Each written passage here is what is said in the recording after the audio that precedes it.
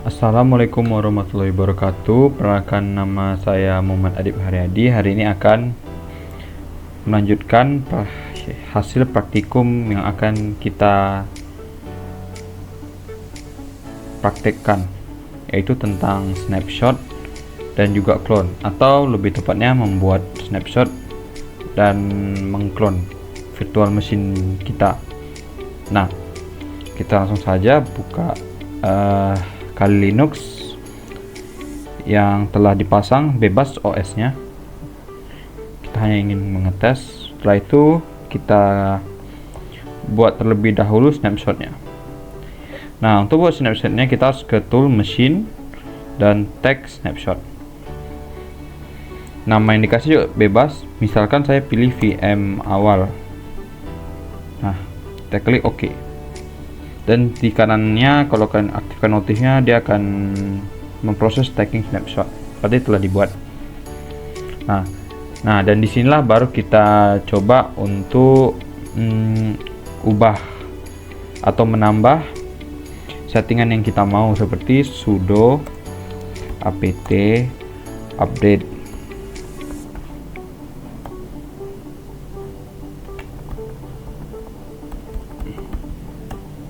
Oh, maaf, saya typo. Nah, kita tunggu sebentar. Nah, kita bisa lihat list yang telah kita update dengan apt list min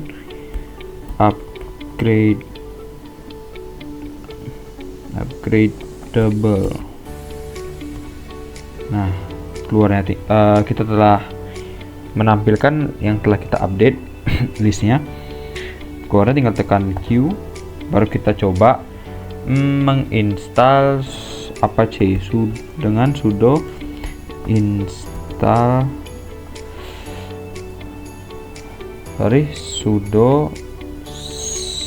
apt install Apache 2.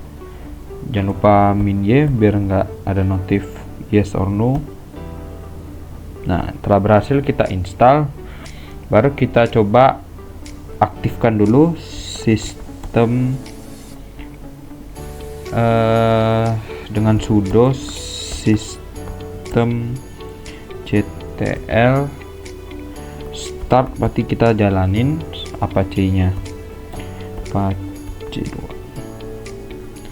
Nah, setelah itu baru kita coba lihat apakah sudah berjalan Apache-nya ini dengan sistem ctl status untuk menampilkan status berjalannya, status Apache 2. Nah, status aktifnya itu sekarang running, berarti dia telah berhasil jalan. Nah, ini bukti bahwa perubahan konfigurasi pada virtual machine-nya itu telah berhasil. Nah, untuk selanjutnya kita akan coba matiin lewat langsung virtual machine-nya dengan tulisan restore current snapshot VM awal yang telah kita buat tadi. Kita coba keluar atau tekan OK.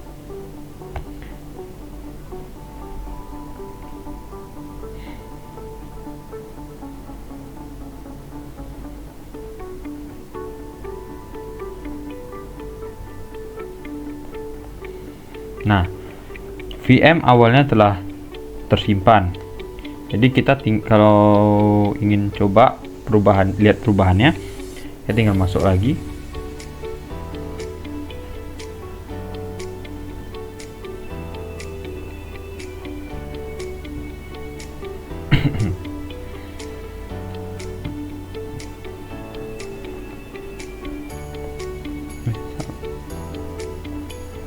Nah, coba kita lihat sistem ctl status Apache-nya. Nah, sistem ctl status Apache-nya dia nggak nunjukin apakah aktif atau tidak. Kita bisa lihat dead, berarti dia tidak aktif. Nah, berarti sampai sini untuk snapshot telah berhasil untuk membandingkannya. Jadi untuk manfaat snapshot itu sendiri itu untuk mengembalikan sistem ke kondisi stabil dengan cepat, berguna untuk coba-coba instalasi software, menghindari kerusakan sistem akibat konfigurasi salah, dan mengurangi waktu reinstall OS karena itu makan waktu kali. Apalagi untuk Calyx ini termasuk distro yang berat, jadi agak buang-buang waktu. Baik, kita langsung saja coba ke clone. Kita shutdown aja, kita tunggu sebentar.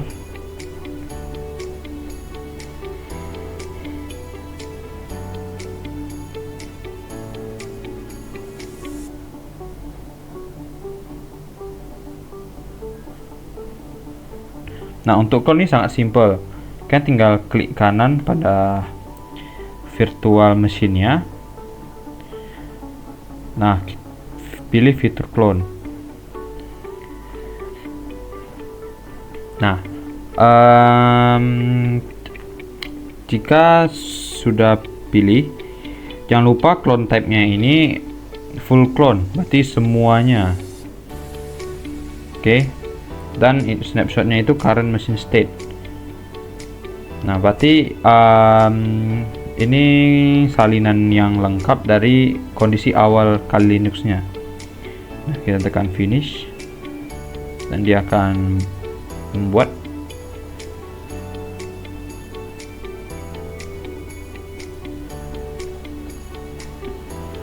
Nah, kita sudah bisa lihat bahwa clone-nya telah berhasil kita pasang.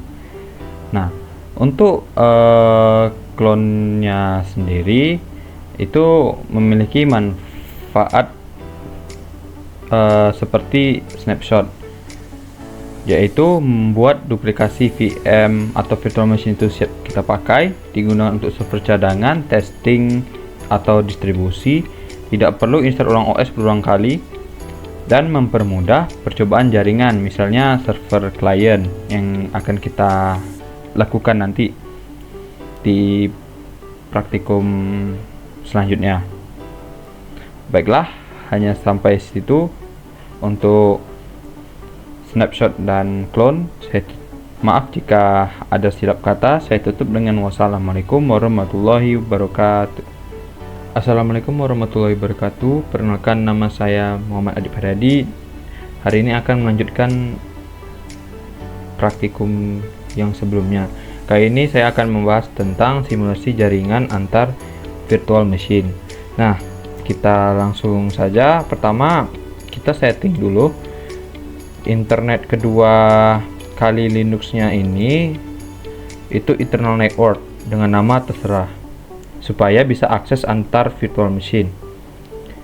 Setelah itu kita ke servernya terlebih dahulu. Nah, kita yang Kali Linux saja ini sebagai servernya. Kita sudo IP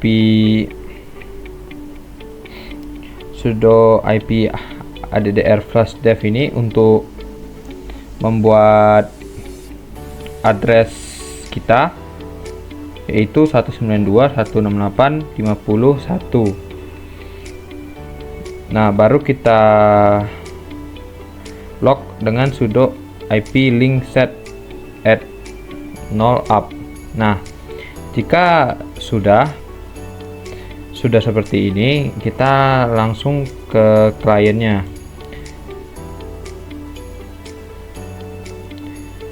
Nah, pada kliennya kita juga buat pada hal yang sama dengan buat IP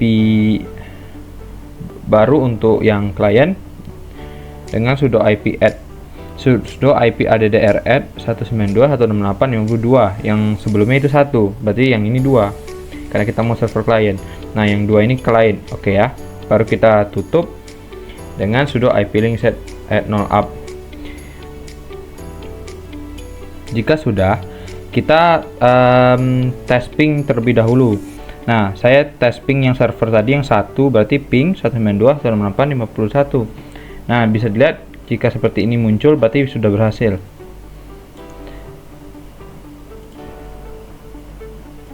Nah, kebalikannya juga jika yang server tes ping ke klien harus muncul tanda seperti ini, pria replay dia punya address. Nah, jika sudah mengetes antar ping apakah sudah terhubung, barulah kita coba ke server itu ke Linux ini yang sekarang ini. Nah, yang sekarang ini apakah kita coba untuk masuk ke web aja lah ya. Nah, untuk pertama saya update dulu seperti biasa, sudah apt update. Nah, jika sudah, coba seperti tadi yang install Apache. Nah, saya sudah pernah install Apache, jadinya muncul sudah versi terbaru. Nah,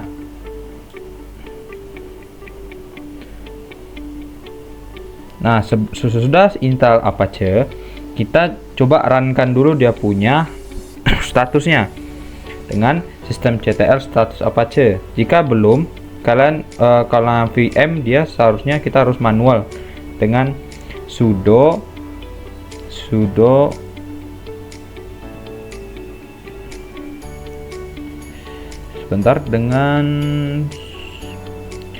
system ctl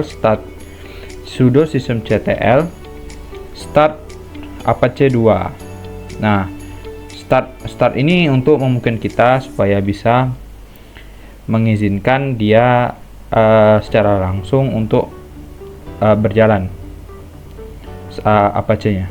Nah, setelah sudah, kita balik lagi ke klien. Ke klien.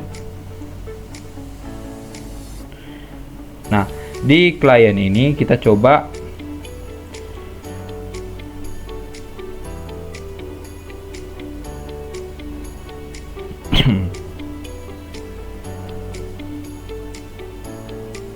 di klien ini kita coba dengan curl http 192. Ini typo yang bawah,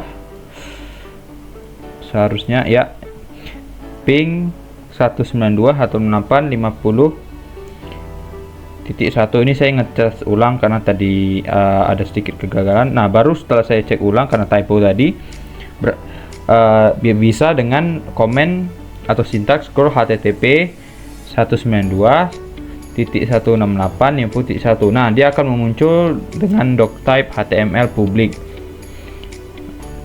yaitu akses yang diberikan dari server tadi yang kita buka Apache untuk dalam sini. Ini maksudnya itu seperti hasil curl atau tampilan browser dari klien tersebut.